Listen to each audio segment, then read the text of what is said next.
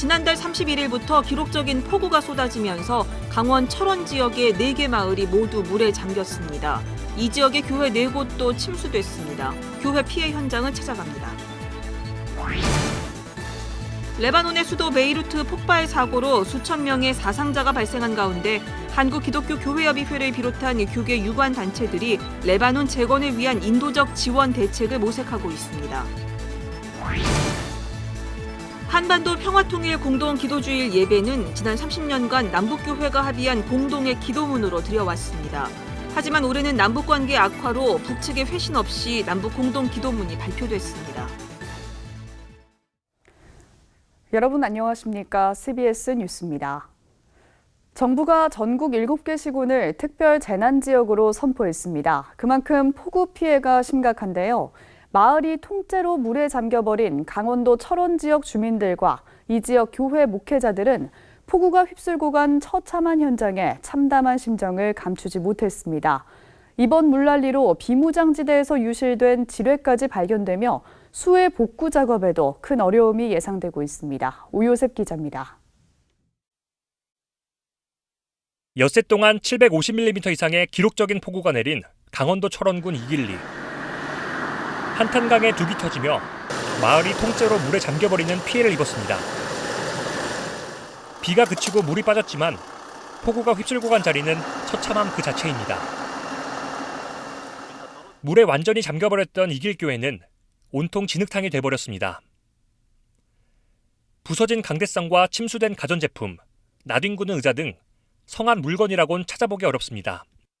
이길교회 권영일 목사는 지난 96년과 99년 큰 물난리를 겪었을 땐 어떻게든 힘을 합쳐 이겨냈지만 이젠 자신도 성도들도 모두 나이가 들어 복구할 여력이 없다며 참담한 마음을 토로했습니다. 한마디로 참담하죠. 참담해요. 캄캄하고. 제가 보니까 한 눈높이만큼 사람이 들어왔더라고요. 그래서 아수라장이죠. 그냥 다 버리고 포기하고. 그때는 젊은 나이였고 그러니까는 그냥 다 견뎌냈는데 이제는 80이 다 돼가니까 그리고 성도님들도 다 고령화돼가지고 노동 인력이 없어요 지금. 엎친 데 덮친 격으로 이번 물난리에 비무장지대에서 유실된 지뢰가 마을에서 발견돼 군이 지뢰 탐지에 나서는 등 주민들의 불안은 더욱 커지고 있습니다. 철원군 이길리로 통하는 길목입니다. 물은 대부분 빠졌지만 도로 곳곳에 진흙이 가득하고 비닐하우스가 붕괴되어 있는 등 지난 피해 상황이 고스란히 드러납니다. 이길교회뿐만 아니라 인근의 직영교회와 장곡교회, 갈말산교회 등의 피해도 큰 것으로 전해졌습니다. 이에 철원기독교연합회는 피해가 극심한 이길리에 구호 활동을 위한 베이스 캠프를 설치하고 피해 교회들과 수재민들을 지원할 계획입니다. 구제 물품만 전달하고 빠져나오는 식이 아니라 저희들이 길게는 일주일, 2주일을 그곳에 베이스 캠프를 치고 그 교회와 또 지역의 그 집들의 좀 어려운 상황들을 좀 같이 좀 도우려고 지금 이제 준비해서 들어가고 있는 상황입니다. 철원 기독교연합회는 한국 교회를 향해 기도와 수재민들을 위한 생필품 등 도움의 손길을 당부했습니다. CBS 뉴스 오요셉입니다. 레바논 수도 베이루트 폭발 사고로 수천 명의 사상자가 발생한 가운데 한국기독교교회협의회를 비롯한 교계 유관 단체들이 레바논 재건을 위한 인도적 지원 대책을 모색하고 있습니다. 송주열 기자의 보도입니다. 지난 4일 레바논 수도 베이루트 폭발 사고로 5천여 명의 사상자가 발생하고 25만여 명의 이재민이 발생했습니다. 폭발 사고 피해 규모는 150억 달러, 우리 돈으로 17조 8천여억 원에 달할 것으로 추정합니다. 무엇보다 내정 불안과 코로나19로 뒤숭숭했던 사회 분위기는 레바논의 모든 것이라고 할 수 있는 베이루트 폭발 사고로 패닉 현상까지 나타나고 있습니다. 전반적으로는 이제 자포자기 같은 거, 그렇지 않아도 경제 위기, 정치적인 혼란, 코로나 이런 걸로 산중 사중고를 겪고 있다가 말도 안 되는 걸 한번 이제 당하고 나니까 사람들이 이제는 파타리하면서. 현재 레바논에 파송된 20여 명의 한인 선교사들은 공포심에 사로잡힌 레바논 사람들을 돌보기 위한 대책을 논의하고 있습니다. 저희들이 전문 긴급구호 요원들이 아니기 때문에 결과적으로 이제 현지 교회나 현지 NGO 단체들하고 협력을 해서 진행하겠다 그런 이야기들 좀 나눴었죠. 상황이 심각해지면서 한국기독교 교회협의회를 비롯한 교계 유관단체들이 레바논 재건을 위한 인도적 지원 대책 마련에 들어갔습니다. 한국기독교교회협의회 국제위원회는 시리아 레바논 복음교단 총회와 중동교회협의회에 위로 서신을 보내 세계교회협의회 WCC, 세계교회 긴급구호연대와 인도주의적 협력을 해나가겠다고 밝혔습니다. 교회협 국제위원회는 위로 서신에서 이런 비극적인 사건으로 목숨을 잃은 이들의 유가족들에게 진심 어린 애도를 표하며 수천 명에 이르는 부상자들의 쾌유를 간절히 바란다고 밝혔습니다. 국제구호개발 NGO 월드비전은 레바논에 500만 달러 규모의 긴급구호 사업을 진행해 이재민들에게 식량과 생필품 제공, 주택보수와 심리치료를 병행할 예정입니다. 이를 위해 한국 월드비전은 초기 긴급구호 자금으로 5만 달러를 우선 지원하기로 했습니다. CBS 뉴스 송주열입니다. 수도권 일부 교회에서 코로나19 집단 감염이 잇따라 발생해 지역사회 감염에 대한 우려가 높아지고 있습니다. 중앙방역대책본부는 7일 정오 기준으로 경기도 고양시 기쁨 153 교회 관련 확진자가 7명 늘어서 누적 확진자가 총 15명이 됐다고 밝혔습니다. 또 경기도 고양시 반석교회에서도 지난 5일 확진자가 발생한 뒤 접촉자를 조사하던 중 추가로 7명이 확진 판정을 받았다고 밝혔습니다. 서울 은평구에서는 선교회 소모임을 통해 지금까지 4명이 감염된 것으로 파악되고 있습니다. 방역당국은 이번 주말부터 다시 한번 경각심을 갖고 방역수칙을 철저히 준수해달라고 강조했습니다. 분단된 한반도의 화해와 치유를 위해 세계교회가 함께 기도하는 한반도 평화통일 공동기도주일 예배가 오는 9일 부천 성흥교회에서 열립니다. 그런데 남북관계 악화로 인해 30년 동안 이뤄져 온 8.15 남북 공동기도문이 올해는 북측 회신 없이 발표됐습니다. 최경배 기자가 전합니다.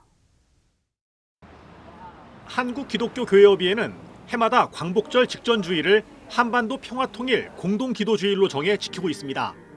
한반도 평화통일 공동기도주일은 남과 북의 교회는 물론 세계교회가 한반도의 화해와 치유를 위해 함께 기도하기로 정한 뜻깊은 주일입니다.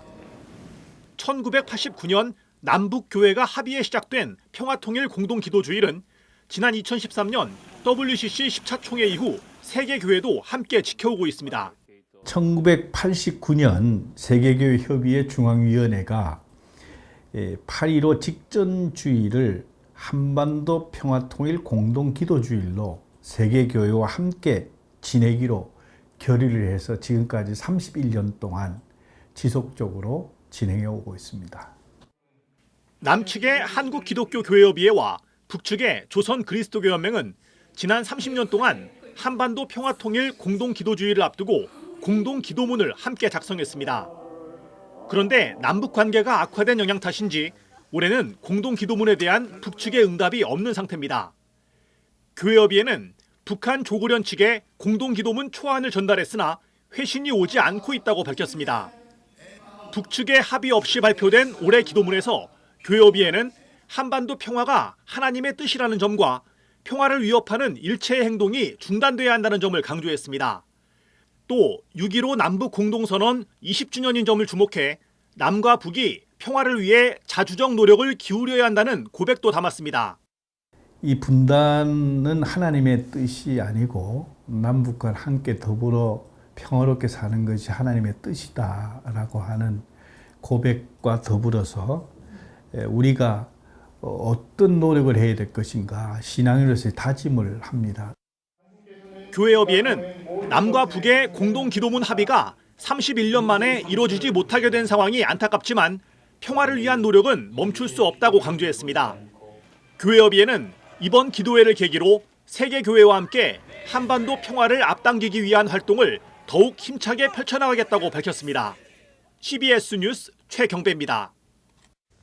지난 한 해 동안 전 세계에 보급된 성서가 3억 1,500만 부에 이르는 것으로 나타났습니다. 세계 성서공회 연합회가 발표한 2019년 성서반포 현황 보고서에 따르면 성경 전서를 비롯해 신약과 단편 성서, 소책자 성서 등 다양한 형태로 모두 3억 1,500만 부가 반포됐습니다. 지역별로는 중남미 지역에 2억 4,100만 부, 아시아 지역에 5,300만 부, 아프리카 지역에 1,100만 부 등이 보급됐습니다.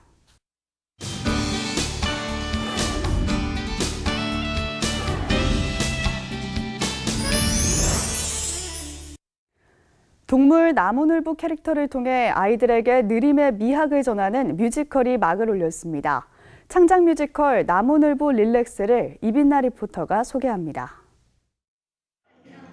밀리언셀러 가방 들어주는 아이를 쓴 고정욱 작가의 신작 뮤지컬 나무늘보 릴렉스가 지난 1일 공연을 시작했습니다. 아동 뮤지컬 나무늘보 릴렉스는 릴렉스라는 이름을 가진 나무늘보 주인공이 빠른 동물들이 사는 아프리카 마을에 가면서 벌어지는 이야기를 그리고 있습니다. 뮤지컬은 주인공 릴렉스와 동물 친구들과의 만남을 통해 빠르다고 무조건 좋은 것이 아니고 느려도 괜찮다는 메시지를 전합니다.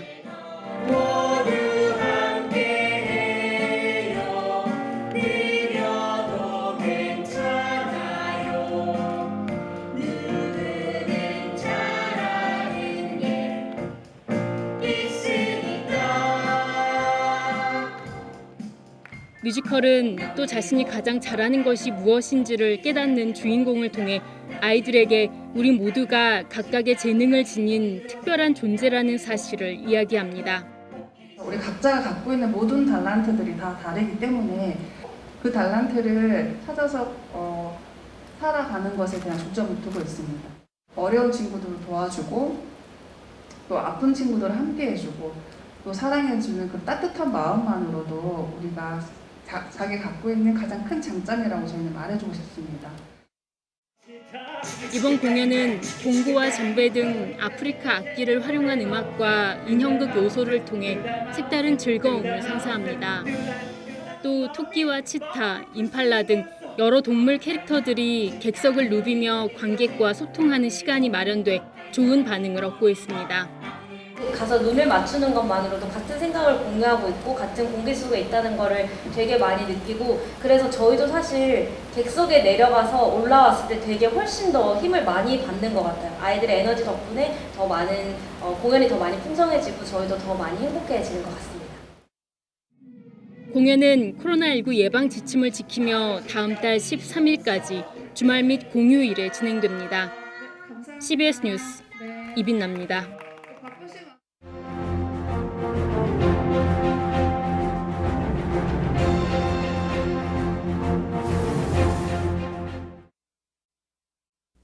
문재인 대통령은 집권 후반기 안보팀을 새롭게 출범시켰습니다. 서훈 안보실장, 이인영 통일부 장관, 박지원 국정원장, 임종석 대통령 특보, 여기에 송영길 국회 외교통상위원장과 이미 특보로 활동 중인 문정인 교수, 민주평통의 정세현 수석 부의장까지 합류하면 안보 분야에서는 역대급 드림팀이 될 것입니다. 드림팀의 출연이 약간 늦은 감이 있는 것은 아쉽습니다. 노무현 정부의 14남북 정상선언이 집권 초기에 이루어졌다면 역사는 분명히 달라졌을 것입니다. 그때 왜 그렇게 늦어졌는지 두고두고 아쉽습니다. 문재인 정부도 그때의 실책을 반복하지 않을까 걱정도 되지만 그때와는 상황이 좀 다릅니다. 문재인 정부는 노무현 정부보다는 정권 재창출 가능성이 한결 높기 때문입니다. 남북 문제의 진전은 정권 재창출 문제와 밀접하게 연관되어 있다는 것은 주지의 사실입니다. 새 안보팀의 성공 여부는 문재인 정부의 명운을 좌우하게 될 것입니다. 사실 남북 문제의 진전은 한 정권의 성공 여부를 뛰어넘는 민족사의 중대한 과제입니다. 새 안보팀이 성공해야 할 진정한 이유도 바로 여기에 있습니다. 성공할 것입니다. 성공해야만 합니다. 다만 한 가지 우려가 있습니다. 새 안보팀 한 분 한 분의 개성과 철학이 너무나 분명한 분들이라서 어떻게 중심을 잡고 융합을 이루어낼 것인가, 이것이 문제입니다. 잘 알려진 대로 대통령의 리더십은 개인들의 특성과 책임을 매우 존중해 주시는 리더십입니다.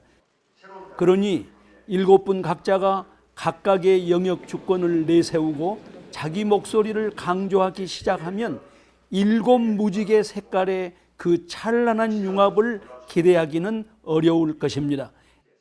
NSC 국가안전보장회의가 국가안보에 효율적으로 대응하는 국가기관이라면 드림팀은 평화와 평화통일의 길을 창조하는 역사적 사명을 감당해내야 할 것입니다.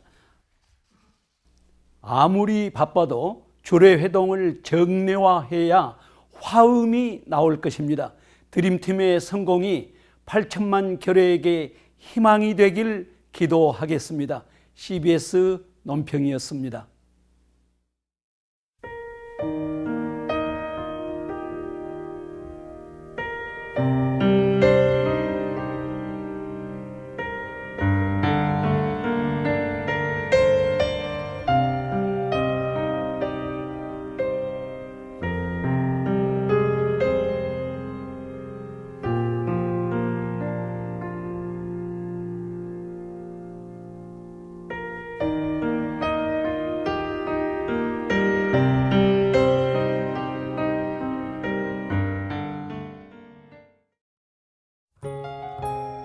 내일은 낮까지 충청도와 남부지방을 중심으로 강한 비가 내리겠습니다.